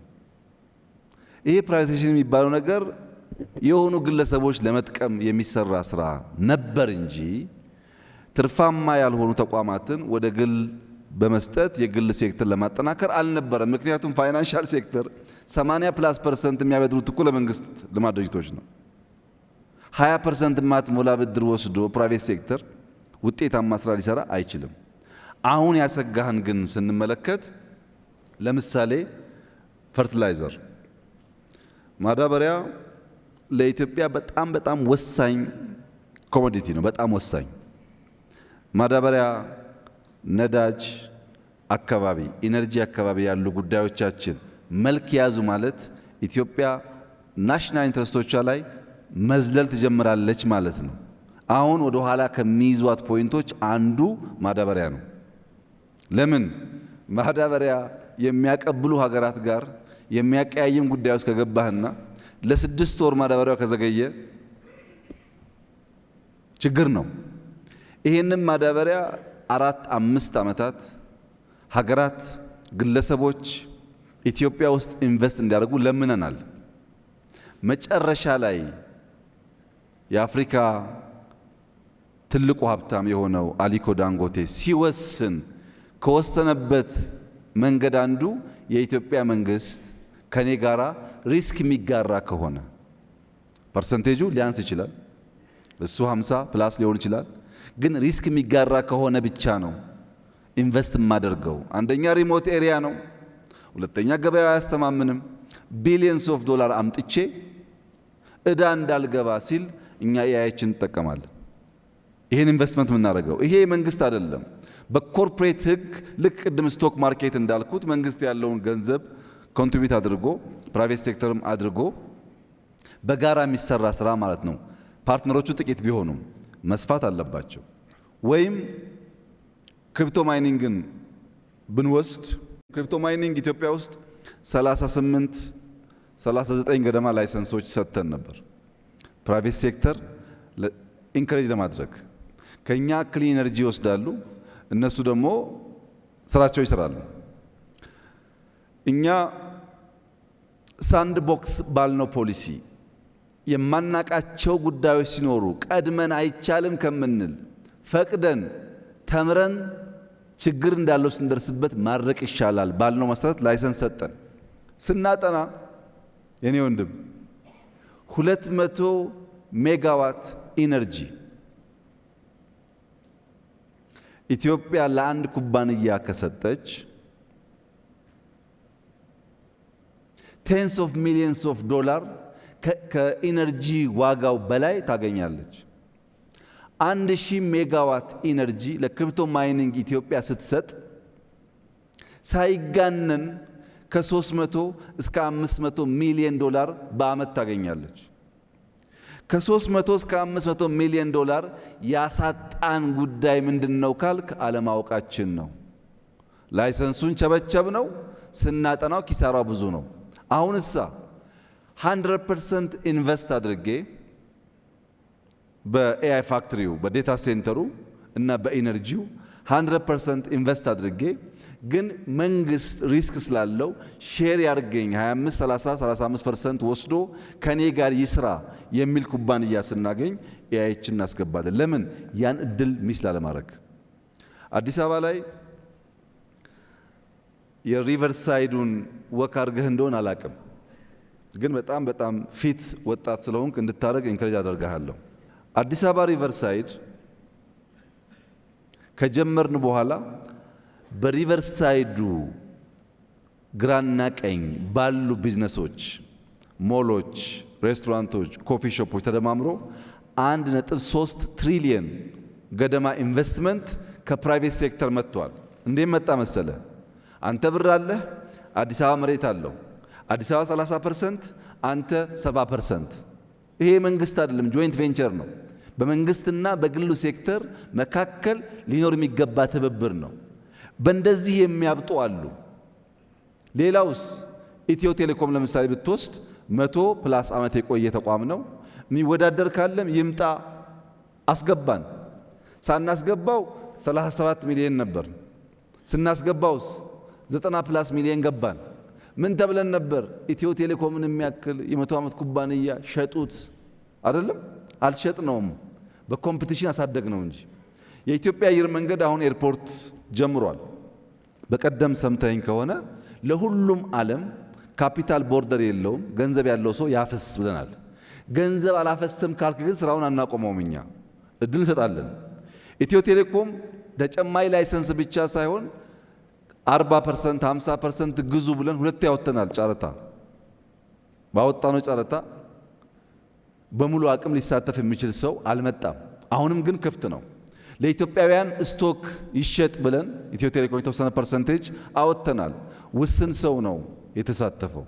በእኛ በኩል ፕራይቬት ሴክተር ካልተጠናከረ ሊቨሎን ፕራይቬት ሴክተር ስታርታፕስ ጀማሪዎቹ ካልተጠናከረ በስተቀር የኢትዮጵያ ብልጽግና አይረጋገጥም። ስጋት ትክክለኛ ነው። የጀመርነው አቅጣጫ የሚያመላክተው ግን ያንን ስጋት በሚቀርፍ መንገድ ነው። በስመ የመንግስት ኩባንያ መሸጥ ግን ግለሰቦችን የመሬት ባለቤት የማድረግ እቅድ የኛ መንግስት የለውም። በዛው ሁለተኛው እህት ያነሱት ከዲያስፖራ ጋር የሚያያዘው ለምሳሌ በቴሌኮም ሴክተር ስቶክ ሲሸጥ፣ ሼር ሲሸጥ ተፈቅዷል ለዲያስፖራዎችም እንዲገዙ። ምን ያክል ለተሳተፉ እርግጠኛ አይደለሁም። በሌሎች ሴክተሮችም እየታዩ የናሽናል ኢንትረስት ላይ ጉዳት የማያመጣ ከሆነ ቢዝነሱ ለሁሉም ሴክተር ለዲያስፖራም፣ ለሌላውም፣ ለውጩም ዜጋ ክፍት እንዲሆን ስለሆነ ፍላጎቱ የሚመለስ ጉዳይ ይመስለኛል። ግን አንድ ችግር አለ። በኢኮኖሚ ውስጥ ያለው አጠቃላይ ሀብት ይታወቃል። የማይታወቅ ፐርሰንቴጅ ካለ በጣም ውስን ነው እና ሰዎች ይመጡና በውጭ አገር ካለኝ ሀብት ካለኝ ዶላር ከረሜላ ላምጣ፣ መስቲካ ላምጣ፣ ኢትዮጵያ ውስጥ የእናንተን ዶላር አልፈልግም፣ በእኔ ገንዘብ ላምጣ ይላሉ። በራሳቸው ገንዘብ ኢምፖርት ካደረጉ በኋላ ሽጠው ከብላክ ማርኬት ዶላር ገዝተው ኢንፎርማል ማርኬቱን የሚያሳብጥ ትክክለኛውን ህጋዊ ማርኬት የሚያቀጭጭ አካሄድ በተደጋጋሚ ማየት ስለጀመርን በውጭና በውስጥ ያለው ትስስር እህቴ እንዳነሱት ጤናማውን ኢንከሬጅ የሚያደርግ ብቻ ሳይሆን ብዙ ሌቦች እዛ ውስጥ እንዲቀላቀሉ የሚያደርግ ስለሆነ ሁለት ሶስቴ ባየነው ሙከራ ጉዳቱ አመዝኖ አይተነዋል። ጉዳት አልቦ ሆኖ አልቦ እንኳን ባይሆን ቀንሶ የዲያስፖራን ሀብት በሀገሩ እንዲያፈስ የሚያስችል ማንኛውም እድል ካለ ግን መጠቀም ነው የምንፈልገው። እሱን ቅድም እንዳልኩት ሳንድ ቦክሱ ክፍት ነው። እያጠናን እየገራን የምንሄድ ይሆናል። መቼ ይላሉኝ፣ መቼ አይመለስም ብዬ ነው እዚህ በጥናት ስለሆነ። ሶስተኛው እህቴ ይላሉኝ የፍጥነት ጉዳይ ያው በግልጽ መፍጠን አለብን። ካልፈጠን እንቀደማለን ባልነው መሰረት እርሶም እንዳሉት ለእያንዳንዱ ፖሊሲ ፈጥነን ውጤት የማናመጣ ከሆነ ዋጋ የለው። እግረ መንገድ እዚህ ያላችሁ ሰዎች በጨረፍታ ለማሰብ እንዲሆናችሁ ዓለም በትልቁም በትንሹም ከባቢ ትናጣለች። ሰሞኑን እንደምትሰሙት ሁሉ ጋር መናጥ አለ እና አንድ የጨነቀው ወዳጄ ጂኦፖለቲክሱ ያስፈራል፣ ዓለም እየተናጠች ነው፣ እንደው ይሄ መናጥ ምን ያመጣብን ይሆናል ብሎ በስጋት ጠየቀኝ። እናንተም አስቡበት። የዓለምን መናጥ እኛ አንፈልግም፣ የዓለምን መታወክ እኛ አንፈልግም። ዓለም ሰላም በነበረችበት ሰዓት ግን ምን አደረገችልን ነው መልሱ። ምን አደረገችልን? ሳትናት ስትቀር ጥቅም አግኝተን በመናጧ እንደምንጎዳ ከነሱ በላይ መጨነቅ የለብንም። ከእያንዳንዱ ግጭት ኦፖርቹኒቲ ፈልቀን ማውጣት ነው የሚጠበቅብን እንጂ የመጣን ነገር በመፍራት አይሆንም። ሰላም ሲሆኑም ለነሱ ነው ትርፉ፣ ሲጋጩም ጉዳት ለነሱ ነው። ሽማግሌ ከፈለጉ እናስታርቃለን። እኛ ግን መሰራታችን ናሽናል ኢንትረስት ነው። ባለቅኔ ጠያቂ በጣም ጥሩ ሜታፎር ነው ያመጣኸው። በእስልምና የሚነገር የሚመሳሰል ነገር አለ። አንተ ባልከው መሰረት ሳይሆን ቤት ማፍረስ፣ ሰው መግደል ምናምን በሚባል አንድ ችኩል ሰውን የተፈተነበት ታሪክ አለ። በጣም ኢንትረስቲንግ ታሪክ። ያንተ የገባኝ ሰዎቹ ትንሽ ነገር አላቸው። እሷን ተማምነው በደህንነት ሲኖሩ ያችን ትንሽ ነገር ሲነጠቁ የተከማቸ የተደበቀ ፖቴንሻላቸውን አውጥተው ሀብት ፈጠሩ ነው። በመጀመሪያ ሀብት ለመፍጠር ከተቻለ ላሚቷ መሞት የለባትም። ከተቻለ ምክንያቱም ላሚቷን መግደል ብቸኛው ሀብት ማምጫ መንገድ ስላልሆነ። ትክክል ነህ፣ አዘናግታቸዋለች። ግን ብቸኛው እሱ አይደለም። ከዚህ ላም በተጨማሪ ስራ ብትሰሩ እኮ ትርፋማ ትሆናላችሁ የሚል ማስተማርም ሌላው መንገድ ሊሆን ይችላል። ነገር ግን ፊር አዲስ ነገር ኢምብሬስ ለማድረግ አለመሞከር ታስረህ ማለት ነው። በካልቸር ሊሆን ይችላል፣ በእምነት ሊሆን ይችላል፣ ይበቃኛል በሚል ልምምድ ሊሆን ይችላል። ታስረህ ካለህበት የሚፈታ ሼክ የሚያደርግ ነገር ያስፈልጋል። ያ ነገር የግድ ትልቅ መሆን የለበትም። ራስህ ሜታፎር ስላመጣህ እኔም በሜታፎር እመልስልሃለሁ። ይሄ ቤት ትልቅ ቤት ነው። እንደምታየው በመቶዎች በሺህ የሚቆጠር ሰው ይይዛል። ይሄ ቤት ሰፊ ቤት ነው። ይሄንን ቤት ይሄንን አዳራሽ እኔ እናንተ እንድንገባና እንድንወጣ የሚያስችለን ያበር ነው።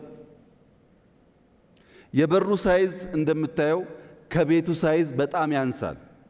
ሚናው ግን ቀላል አይደለም። እንደገና በሩን ካየ በኋላ የበሩን መዝጊያ ጋን ብታይ፣ መቆለፊያውን ጋን ብታይ ከበሩ ሳይዝ በጣም ነው የሚያንሰው። ግን የምንከፍተው የምንዘጋው በሱ ነው። መጨረሻ ላይ ከሁሉ ያነሰው መፍቻዋ ቁልፍ የዚህን አዳራሽ 0.1% ሳይዝ የማትወስደዋ ቁልፍ ከበሩ እንኳን ስታስተያያት በጣም ያነሰችው ቁልፍ እራሱ ከጋኑም ስታስተያያት ያነሰችዋ መፍቻ ቁልፍ ግን እኔ እናንተን ቆልፋ ታስቀምጣለች፣ ከፍታም ታስወጣለች። ትንሿ ቁልፍ እዚህ በሚያክል ቤት ውስጥ ያለን ሰዎች መውጣት መግባታችን የምትወስን ከሆነ ሃምብል ቢግኒንግ ያነሰ ይመስል ቢግኒንግ ትላልቁን ነገር ሊያንቀሳቅስ ይችላል ማለት ነው። በዚህ አግባብ ኢትዮጵያ ውስጥ መጠየፍ ያለብን መሸሽ ያለብን መግደል ያለብን ነገር ዘረኝነት፣ ሰው መጥላት፣ መንደርተኝነት፣ ስራ መጥላት፣ የተሰራን ስራ አፕሪሼት ማድረግ አለመቻል። አፕሪሼት የማያደርግ ሰው የማደግ አስፕሬሽን የለውም ማለት ነው። እነዚህን ክፉ ልማዶች ላም ከምንገድል እኔ ጋር ነህ ብናስቀር ከትንሿ ቢግኒንግ ብንጀምር የምትመኘውን ብልጽግና ለማምጣት ያስችላል። መደመር፣ መስራት፣ መትጋት፣ ባለን ነገር አለመርካት፣ የበለጠውን ነገር አስፓየር ማድረግ። ያ ግን ከትጋት ውጭ እንደማይመጣ አምነን የምንሰራ ከሆነ በጣም መልካም ነገር ይሆናል። ጥንቃቄ የሚያስፈልገው የተሻለ ቤት ያላቸው የተሻለ ስፔስ ያላቸው ሰዎች እንግዳ አይቀበሉም። ያነሰ ብቻ ያላቸው እንግዳ ይቀበላሉ ወደሚል ግን እንዳይወሰድ። እንግዳ ለመቀበል ብለን ማነስ የለብንም። የተሻለ ሰርተን ያነሰ ሳይዝ ካላቸው ደግሞ ባህሪያቸው መውሰድ አለብን እንጂ ጥሩ አዛኝ ለመሆን እንግዳ ተቀባይ ለመሆን በጎጆ ውስጥ ደግሞ እንዳንቀር ጥንቃቄ ያስፈልጋል ማለት ነው። ስታርታፕ ባንክ ጥናት ተጀምሯል። ግን ለአነስተኛ ቢዝነሶች እና ሀሳቦች ፋይናንሻል ኢንክሉዥን የሚረጋገጠው አንድ ሲንጉላር ባንክ በማቋቋም ብቻ ሳይሆን ፊንቴክን በማስፋት ነው። የፋይናንሻል ቴክኖሎጂ የፋይናንሻል ኢንክሉዥን ለማረጋገጥ ትልቁ ፋውንዴሽን እሱ ነው። ጥቂት ሰዎች ብቻ የገንዘብ አክሰስ ካላቸው እንዳንተ ለአዳዲስ ነገር ለአዳዲስ እውቀት ዝግጁ የሆኑ ሰዎች ገንዘብ አጥተው ሊወዳደሩ አይችሉም። የፊንቴክ አድቫንቴጅ ሪሞት በመሆናቸው ምክንያት ለኮላተራል የሚበቃ ሀብት ስለሌላቸው ገንዘብ በተወሰነ ደረጃም ቢሆን ለመበደር እድል የሚሰጥ ስለሆነ ያችን ገንዘብ ይዘው ሀሳባቸውን ጨምረው ተፍጨርጭረው ሰው መሆን ብቻ ሳይሆን ሰው ሰሪ ሊሆኑ ይችላሉ። ለዛ የፊንቴክ ጅማሯችን የኢነርጂና የኔትወርክ ፔኔትሬሽን በጣም ወሳኝ ስለሆነ በ2023 በእኛ ወይም በ2030 ኢትዮጵያ 100% የማድረስ እቅድ ነው ያለው በዴታ። ያ በሚሆንበት ሰዓት የፋይናንሻል ኢንክሉዥን እያደገ ሄዶ እንደዚህ እንዳንተ ህልም ያላቸው ፍላጎት ያላቸው ሰዎች ያንን ገንዘብ ፌች አድርገው ሀሳባቸው ወደሚጨበጥ ወደሚተገበር ነገር መለወጥ ይችላሉ። ኢትዮጵያ ውስጥ 2,600,000 የሚጠጉ ቢዝነሶች አሉ። ሃውስሆልድ በተሰራ ሴንሰስ ከ2.6 ሚሊዮን ቢዝነስ ኢንቲቲ ውስጥ ምን ያህሉ ነው ለሎካል መንግስት፣ ለሪጂናል ገቨርንመንት፣ ለፌዴራል መንግስት ኮንትሪቢዩት እያደረገ ያለው ግብር እየከፈለ ያለው የሚለው ጉዳይ ጥናት ይፈልጋል። ያን ለማጥናት ያንተ ኤአይ በጣም ኢምፖርታንት ነው። ሀብት እያለ ሀብቱን ካላወቅ ነው ሀብቱን ማባዛት ካልቻል የምናስበውን እድገት ለማምጣት ስለሚያስቸግረን ማለት ነው። ወደ ኤአይ ዩኒቨርሲቲ እኛስ እድል አለ ነው ይላልከው። ተቋሙ እየተፈጠረ ነው ያለው። በጣም ኢምፕሬሲቭ በሆነ መንገድ ነው እየተፈጠረ ያለው። ጀስት እንዳንተ ተማሪዎች እዚህ ካላችሁ እስካሁን ከምታውቋቸው ዩኒቨርሲቲዎች ይለያል ባህሪው። ኤአይ ዩኒቨርሲቲ እዚህ ጋር አለ። ካጠገቡ ሶቨሪን ክላውድ አለ። ቢግ ኤአይ ፋርም አለን የሚገነባ። ካጠገቡ የሃርድዌር ማኒፋክቸሪንጎች የተገነቡ ነው። ካጠገቡ ደግሞ ስታርታፖች የሚሞክሩበት የሚለማመዱበት በድምሩ ከ200 ሄክታር በላይ ቦታ የኤአይ ሲቲ ብለህ ማሰብ ትችላለህ። ይሄ እንዳንተ አይነቱን ህልመኛ ለማቀፍ በየትኛው ቦታ እንደሆነ አላቅም። ወይ በትምህርቱ ወይ በማኒፋክቸሪንጉ ወይ በስታርታፑ እያቀፈ ብዙ ኢትዮጵያውያን ለማፍራት ሰፊ አውድ ይመስለኛል። ለዚህ ዲተርሚንድ ሆነን የምንሰራበት ዋናው ምክንያት አንተም እያየህ እንዳለኸው በቅርበት እንደምትታዘበው እየመጣ ያለው ዓለም እኛ በምናስበው አናሎግ አፕሮች ልንወዳደር አንችልም። ሰዎች ቲክቶክን ሳይፈጥሩ ዩቱብን ሳይፈጥሩ ኮድ ሳይጽፉ እንዳየኸው የሆነ ነገር አድርገው ጮኸው ሚሊየንስ ኦፍ ዶላር የሚሰበስቡበት ዓለም ነው። ወጣቶች እኛን እንዳታዩ ወደ ኋላ እንዳታዩ ነገ ለመወዳደር ራሳችሁን ስሩ። ነገ የሚወዳደር ሰው ኦፖርቹኒቲን በተቻለ መጠን የሚያስስ ሲያገኝም ግራብ የሚያደርግ መሆን አለበት። ያን አድርጋችሁ ከሄዳችሁ የነገዋ ኢትዮጵያ ተስፈኛ ትሆናለች የሚል ሙሉ እምነት አለኝ። ካንተ ቀጥዬ ሁለተኛው ያንተ ወንድም የጠየቀኝ ከአስቱ ሁለት ጥያቄ ነው። አንዱ ሶሻል ካፒታል ላይ ኢትዮጵያ ያላትን ባህላዊ ልምምዶች እንደ ዕቁብ፣ እድር ያሉትን ዘመናዊ ልባስ አልብሰን መጠቀም እነሱም በወጉ መገልገል ያለው ፋይዳ እንዴት ይታያል የሚል በጣም ትልቅ ጥያቄ ነው። ሶሻል ካፒታል ወይም ድልብ ሀብትን እንደ ሀብት የማያይ ኢንስቲትዩሽንና ሀገር ወደፊት መሄድ አይችልም። እያንዳንዱ ፈጠራ የሚፈጠረው ካለ ችግር ውስጥ ነው። ፕሮብለም አፕሪሼት አድርጎ ነው ፈጠራ የሚፈጠረው። የኛ ዕቁብ ያለበትን ችግር አይተን ባንክ ካልፈጠርን፣ የኛ ባንክ ያለበትን ችግር አይተን ፊንቴክ ካላከል፣ የኛ የፋይናንሻል ስርዓት ያለበትን የፋይናንስ ውስንነት አውቀን ስቶክ ማርኬት ካልፈጠር እና የፋይናንሻል አማራጭ ካላበዛን በስተቀረ ፍላጎትና አቅርቦት ሊጣጣም አይችልም። ሶሻል ካፒታል ያስፈልጋል። ለዚህ ነው እንዳለ ኮፒ ማድረግ አያዋጣም። በእኛ እውቀት፣ በእኛ ባህል፣ በእኛ ፍላጎት ላይ ግን ደግሞ እውቀት፣ ቴክኖሎጂ ኤምብሬስ እናድርግ የሚባለው በሀሳብ ደረጃ ትልቅ ነው። የእኛም መሻት ሀገራዊ አቅሞች፣ ሀገራዊ ፍላጎቶች፣ ሀገራዊ የተፈጥሮ ሀብቶች ጭምር የተረሱ የተዘነጉት እንዲወጡና ወደ ሀብት እንዲመነዘሩ የምንፈልገው ለዛ ነው። ሁለተኛው ጥያቄ ሳይበር ሴኩሪቲ ነው። በጣም ትክክለኛ ሀሳብ ነው። ልክ የፊዚካል ሴኩሪቲው መጨረሻ እንዳነሳው ፊዚካል ሴኩሪቲ ባልተጠናከረበት ቦታ ሌብነት፣ በር መስበር፣ በጓሮ መዝለል እንደሚበራከተው ሁሉ በቨርቹዋል ዓለም ውስጥም የሳይበር ሴኩሪቲና ራስን ጋርድ ማድረግ የማይቻል ከሆነ አሁን እንዳየኸው አንድ ሀገር ብሔራዊ ጥቅም የተጎዳ ብላ አውሮፕላን ልካ ቦምብ ማፈንዳት አይጠበቅባትም። ካለችበት ሀገር ሆና መብራት ማጥፋት፣ ባንክ መዝጋት፣ ቴሌኮም መዝጋት፣ ኢኮኖሚውን እንዳይንቀሳቀስ ማድረግ ያስችላል። ያ እውቀት በጣም ወሳኝ ነው። ያን የሚሰራ ተቋም ከጥቂት ዓመታት በፊት ኢትዮጵያ አላት። ኢንሳ ይባላል። በሺ የሚቆጠሩ ልጆች፣ ወጣቶች ይዞ እየሰራ ነው ያለው።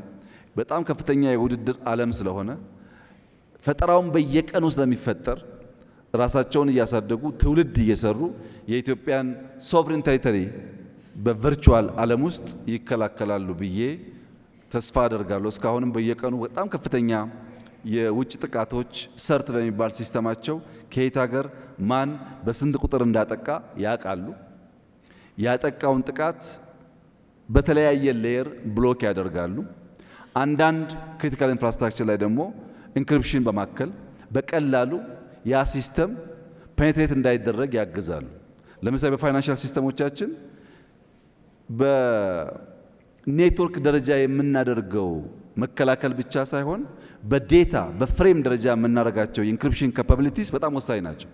እነሱን ስንፈጥር አንድ ሰው ቢያጠቃን እንኳን ውስጥ ገብቶ ኮንቴንት ፌች ማድረግ እንዳይችል ያስችላል ማለት ነው።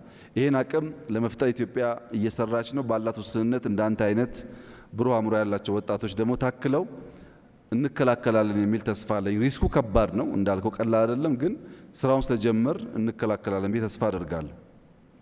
የፊዚካል ሴኩሪቲ በጣም ብዙ ሰው ቀጥሮ እንጀራ እየፈጠረ ነው። አቴንሽን ያስፈልገዋል፣ ሬጉላቶሪ ባዲ ያስፈልገዋል። አንተም ማናገር አለብህ ላሉኝ አሁን ባለው ኢትዮጵያ የእናንተ ሚና ቀላል አይደለም። አዲስ አበባ ውስጥ 5-6 ሺህ የሚጠጉ ሲሲቲቪ ካሜራዎች አሉ። 6 ሺህ ማክሲመም። አዲስ አበባ የሚያስፈልጋት ግን ከ150 ሺህ በላይ ነው። ሲሲቲቪ ካሜራ ብቻ ሳይሆን በኤአይ ታግዘው ዳይናሚክ ሆነው አንዳንድ ዝንባሌዎች፣ አንዳንድ ምልክቶች ሲያሳዩ ልክ አምቡላንስ እንደሚጮኸው ወይም የእሳት አደጋ አላርም እንደሚጮኸው መጮህ አለባቸው። የካሜራ ሲሲቲቪ ሲስተም የዛሬ 17-8 ዓመት ስንጀምር የጀመርነው ከኤርፖርት 4 ኪሎ ከ4 ኪሎ ፌዴራል ፖሊስ በመቶዎች የሚቆጠሩ ካሜራዎች ነበሩ፣ ያውም በብዙ መከራ። አሁን በሺ የሚቆጠር ካሜራ ከዘረጋን በኋላ ዳይናሚክ እንዲሆን ካላደረግነው በስተቀረ የፊዚካል ሴኩሪቲው አሁን ባለው ዓለም ብቻውን መከላከል አይችልም። ዳይናሚክ ማለት ለምሳሌ አንድ ሰው ቢላ ከያዘ ከአንድ ሰው በምን ያክል ዲስታንስ መቆም እንዳለበት በቅርብ ርቀት መቆም እንዳለበት አንድ ኬፒአይ ነው። ሁለተኛ ቢላ የያዘ ሰው ከሰው ጀርባ ከቆመ ሁለተኛው መለኪያ ነው። ሶስተኛ ቢላ የያዘ ሰው ከኪችን አካባቢ 5 ሜትር የራቀ ከሆነ ሌላ ኬፒአይ ነው። እነዚህን ካሜራዎች ኢንተለጀንስ እናደርጋቸው። ከኋላ ቢላ ይዞ የቆመ ሰው ካለ እኔ ሳላይ ካሜራው አይቶ አላርም ያሰማል። ቢኮዝ በቅርብ ርቀት ቢላ መያዝ ተገቢ አይደለም ካልነው ካሜራውን። ኢንተለጀንት ካልሆነ ግን ካሜራው እያለ ቁጭ የሚከታተሉ ሰዎች ከሌሉ በስተቀር አደጋ መከላከል አይቻልም። አሁን ባለው ሁኔታ የተሟላ ካሜራ ስለሌለን የፊዚካል ሴኩሪቲ ሌብነትን በማስቀረት የሚጠቁ እህቶቻችን በመከላከል ሀብት ካላግባብ እንዳይዘረፍ ከማድረግ አንጻር ከፍተኛ ሚና አላችሁ። ግብር ብቻ አይደለም፣ ኢምፕሎይመንት ብቻ አይደለም፣ ሴፍቲን ከማረጋገጥ አንጻር ይሄን ለማድረግ የግድ ሚኒስትሪ ያስፈልጋል ብዬ አላምንም። ግን ተቋም ያስፈልጋል፣ እናንተን የሚያሰለጥን የሚቆጣጠር፣ የሚገራ፣ የሚያሳድግ። እሱ ጋር ክፍተት ካለን እንፈትሻለን። እስካሁን ባለው ሁኔታ የሎ ኢንፎርስመንት ኤጀንሲስ ከእናንተ ጋር እንደሚሰሩ ነው የማውቀው። ክፍተት ካለ ጊዜ ካለ ከእናንተ ጋርም ተወያይተን እኔ ካልቻልኩም ሌሎች ጉዳዩ የሚመለከታቸው ሰዎች ተወያይተው ማስተካከል ያለብን ነገር ካለ እናያለን። ለኢትዮጵያ ኢኮኖሚና ሴፍቲ ግን የእናንተ ሚና አሁን ባለው ሁኔታ የሚናቅ አይደለም። ለእርሶ ያለኝ ምክር ፊዚካል ሴኩሪቲ ዲጂታልን ኤምብሬስ የማያደርግ ከሆነ ሲሲቲቪን የማያስፋፋ ከሆነ ሲሲቲቪ ዳይናሚክ የማይሆን ከሆነ በነገው ዓለም ውስጥ ለውድድር ስለሚያስቸግር እናንተም መዘጋጀት ይኖርባቸዋል። ብዙ ሀገራት ከቦርደር ጀምሮ ኤርፖርት ጨምሮ ሞሎቻቸው፣ ትምህርት ቤቶቻቸው፣ የሃይማኖት ተቋማት ቦታዎቻቸውን ፎሎ የሚያደርጉት በዲጂታል ሲስተም ነው። ሴፍቲ የሚያረጋግጡት አንድ ሀገር 3 ልጆች 3 ህፃናት በአንድ ከተማ ውስጥ ተጠለፉ የሚል ወይም ተወሰዱ የሚል ሪፖርት ኤአይ ጀኔት አድርጎ 3ቱን ህፃናት ካገኟቸው በኋላ ከ3ቱ ውስጥ 2ቱ በወላጅ ጸብ ምክንያት በእናትና አባት ጸብ ምክንያት አባት ከእናት ነጥቆ ወይም እናት ከአባት ነጥቃ የወሰደችው ልጅ ጭምር መለየት ችሏል። ያ ሲስተም ቴክኖሎጂ ማንጠቀም ከሆነ 100 ምናምን ሚሊዮን ባለበት ሀገር ውስጥ በጣም አስቸጋሪ ጉዳይ ነው። ፊዚካል ሴኩሪቲ ያስፈልጋል። በዲጂታል ሲስተም ቨርቹዋል ሴኩሪቲ ያስፈልጋል። የሰዎች ደህንነት መጠበቅ አለበት። ሰዎች ወጥተው ለመግባት ሴፍቲ የሚሰማቸው መሆን አለባቸው። ያን ለማድረግ የእናንተ ሚና በአግባብ ለመጠቀም መንግስት የሚጎል ነገር ካለ እያየ የሚያስተካክል ይሆናል። ዘመዴና ያነሳው በጣም ክሪቲካል ጥያቄ ነው። ያው አንተም እንደምትገምተው ሙሉን ዘርዝሬ አልመልሰውም። ነገር ግን አንተ አገር ወዳድ ስለሆንክ እና በሀገር ውስጥ ያሉ እድገቶች በቅርበት የምትከታተል ያ እንዲጠናከር የምትጥር ሰው ስለሆንክ ከውጭ የሚመጣ ሀብትና እውቀት ያለው ፋይዳ ይገባሃል። ከውጭ የመጣን ሀብት ለመጠቀም ማክሲመም ማድረግ ያለብን ነገር ካለ እናደርጋለን። ግን ለአንተ የምጠይቅህ አንደኛው የዓለም ጦርነት ይላል ዓለም፣ ሁለተኛው የዓለም ጦርነት ይላል ዓለም። ማን ነው? እኛና ጅቡቲ አልተዋጋንም። የነሱ ጦርነት የዓለም ጦርነት፣ የነሱ ረሃብ የዓለም ረሃብ፣ የነሱ እድገት የዓለም እድገት፣ የነሱ ምቾት የዓለም ምቾት። እነሱ ጋር ያልሆነው ነገር ግን ሰከንደሪስ። ይሄ ነው የዓለም እውነታ። ለዚህ ነው አገር በቀል በሆነ እሳቤ ተያይዘን እንውጣ እያልን ያለን። ኢንቨስትመንት በሚመለከት በእኔ እምነት አንተም እንደምታምነው አንድ የሚባል ሳውዝ አንድ የሚባል ዌስት ያለ አይመስለኝም። አንድ የሚባል ሳውዝ እና ዌስት ብቻ ሳይሆን አንድ የሚባል ኤክስ ሀገር ያለ አይመስለኝም። በዛ ሀገር ውስጥ ከፍተኛ የፖሊሲ አመለካከት ዲቪዥኖች አሉ። ከፍተኛ በነዛ ሁሉ ክፍልፋዮች ውስጥ የኔና አንተ ስራ እየገቡ ኦፖርቹኒቲስ መውሰድ። የሚጣሉ ካሉ ባካችሁ አትጣሉ፣ ጥላ አያስፈልግም። ከተጣላችሁም ለቀይ ባህር መሆን አለበት። እንደዚሁ በባዶ አታርጉት ብለን እንመክራለን። ወንድ ልጅ መጣላቱ ካልቀረ አገር መጣላቱ ካልቀረ ብለን እንመክራለን። አንዳንዱ ነዳጅ ያጣላዋል፣ አንዳንዱ ክብር ያጣላዋል፣ አንዳንዱ ነገ ማን ይቀድመኛል ያጣላዋል፣ አንዳንዱ ቀይ ባህር ያጣላዋል እና እንደ አግባቡ መጠቀም ጥሩ ነው ለማለት ነው።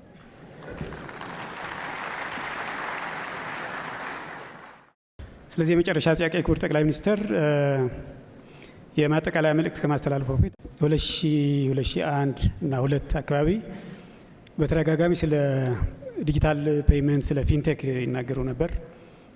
አንዳንድ አፕሊኬሽኖችም እንዲበለጽጉ ያደርጉ ነበርና በወቅቱ በእርግጥ በእኛ ሀገር ኢንተርኔትም ያን ያክል ነበር ለማለት አይቻልም።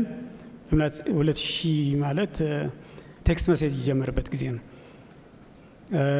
ደሞዝ ወደ የፋይናንስ ዲፓርትመንት እየሄድን ተሰልፈን የምንቀበልበት ጊዜም ነበር በወቅቱና ያኔ ስለ ፊንቴክ፣ ስለ ዲጂታል ፔይመንት፣ ስለ ኢፔይመንት እነዚህ የመሳሰሉ ነገሮች ይናገሩ ነበር።